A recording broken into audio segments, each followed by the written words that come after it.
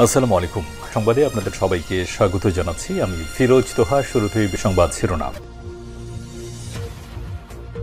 বাংলাদেশের সর্বশেষ গুরুত্বপূর্ণ আপডেট সংবাদে আপনাকে স্বাগত। শুরুতেই সংবাদ শিরোনাম, পরে বিস্তারিত। শুরুতেই জানাবো, বাংলাদেশের মানুষের স্বার্থে জাতীয় সংলাপ করতে প্রস্তুত জাতিসংঘ। বাংলাদেশের মানুষের স্বার্থে সার্বিক পরিস্থিতি উত্তরণে জাতীয় সংলাপ করতে প্রস্তুত জাতিসংঘের মহাসচিব। আজ বিকাল ৫টায় জাতিসংঘ মহাসচিব অ্যান্টোনিও গুতেরেস যৌথ সংবাদ সম্মেলনে এই কথা বলেছেন। এ সময় বাংলাদেশকে অনেক ধন্যবাদ জানিয়ে তিনি বলেছেন, বাংলাদেশকে একটি স্থিতিশীল পরিস্থিতি রাখার জন্য বাংলাদেশের প্রশাসনকে আন্তরিক ধন্যবাদ। এরপর জানাবো, জাতিসংঘের মহাসচিবের সঙ্গে বৈঠক, জাতীয় ঐক্য ও সুষ্ঠু নির্বাচন নিয়ে আলোচনা হয়েছে বললেন জামাত ইসলামের নায়েবে আমির। বাংলাদেশে সফররত জাতিসংঘ মহাসচিব অ্যান্টোনিও গুতেরেসের সঙ্গে সাক্ষাৎ করেছেন বাংলাদেশ জামাত ইসলামের নেতৃত্ববৃন্দ।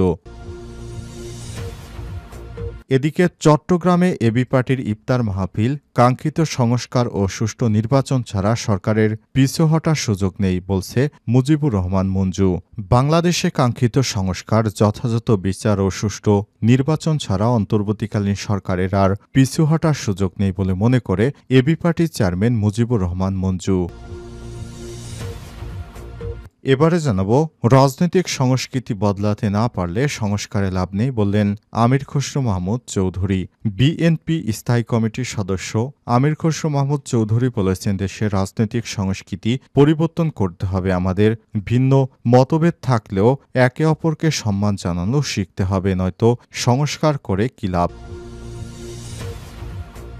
এদিকে মাগুরায় সেই শিশুটির পরিবারকে সহায়তার দায়িত্ব নিল ২ মন্ত্রণালয়। মাগুরায় শিশু ধর্ষণ ও নির্যাতনে মারা যাওয়া শিশুটির পরিবারকে আইনি সহায়তা ও পুনর্বাসনের দায়িত্ব নিয়েছে মহিলা ও শিশু বিষয়ক মন্ত্রণালয় ও সমাজ কল্যাণ মন্ত্রণালয়। আজ ১৫ মার্চ শিশু মন্ত্রণালয়ের এক সংবাদ বিজ্ঞপ্তিতে বিষয়টি জানানো হয়েছে।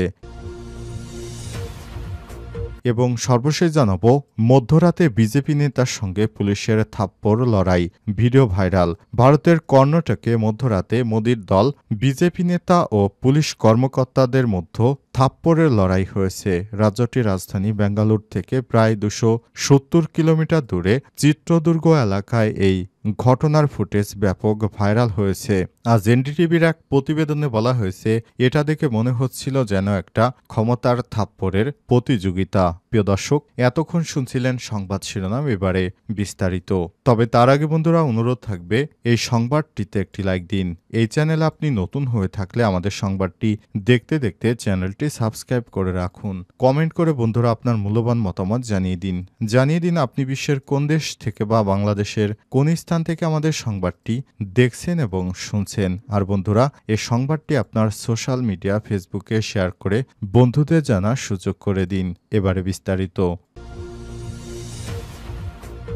বাংলাদেশের মানুষের স্বার্থে জাতীয় সংলাপ করতে প্রস্তুত জাতিসংঘ।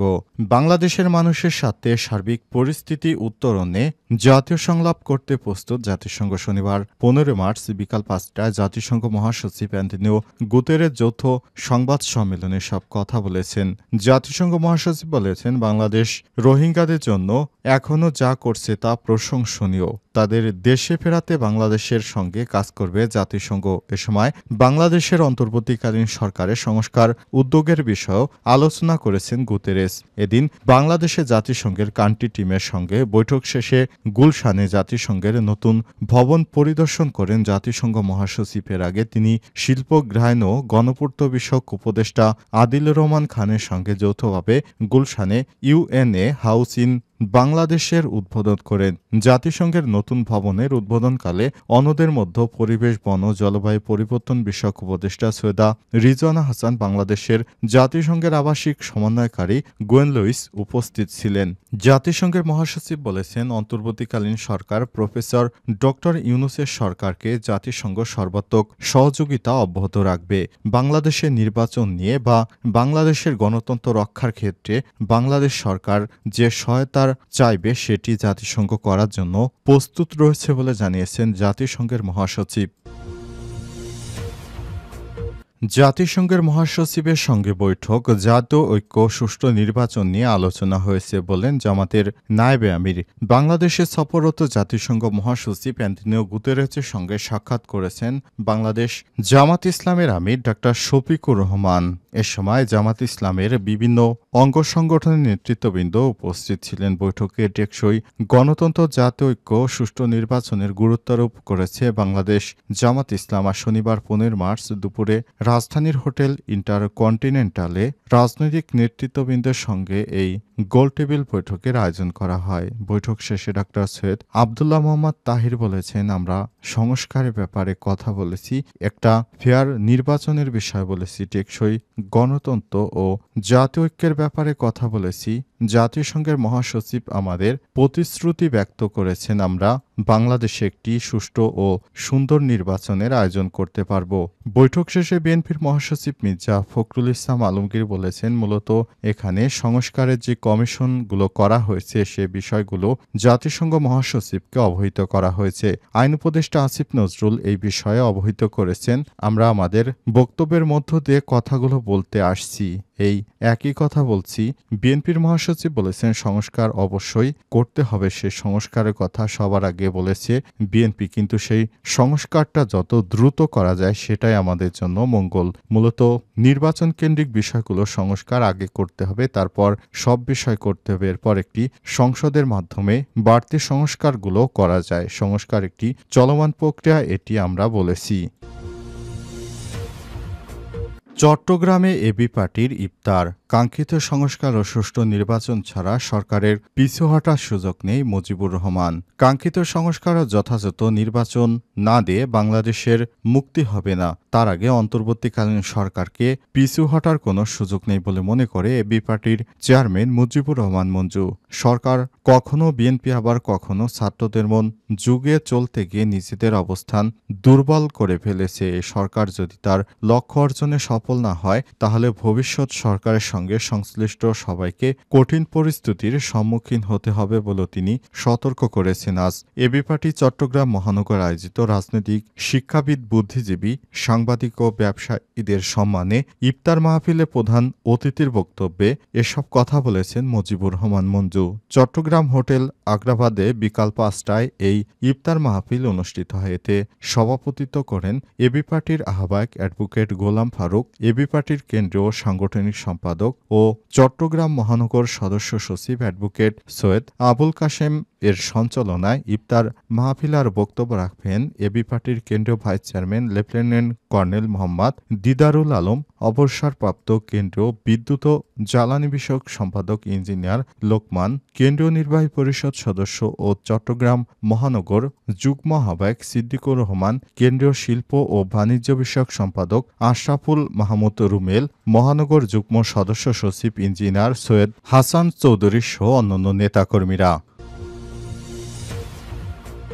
রাজনৈতিক সংস্কৃতি বদলাতে না পারলে সংস্কার করে লাভ নেই বললেন আমির খসরু।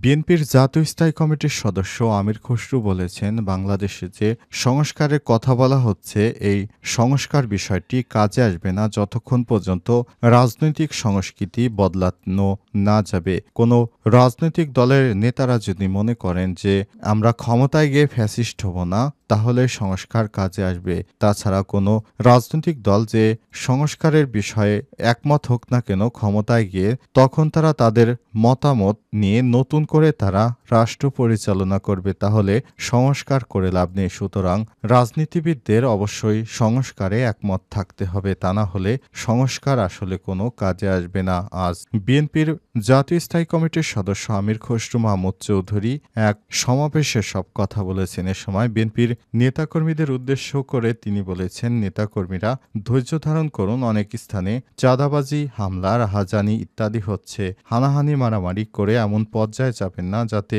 রাষ্ট্রের জনগণের স্বার্থবিরোধী কোনো কাজ হয়। বিভিন্ন স্থানে বিএনপির নেতাকর্মীদেরকে নানাভাবে হয়রানি করা হচ্ছে, বিষয়টি আমাদের নজরে এসছে।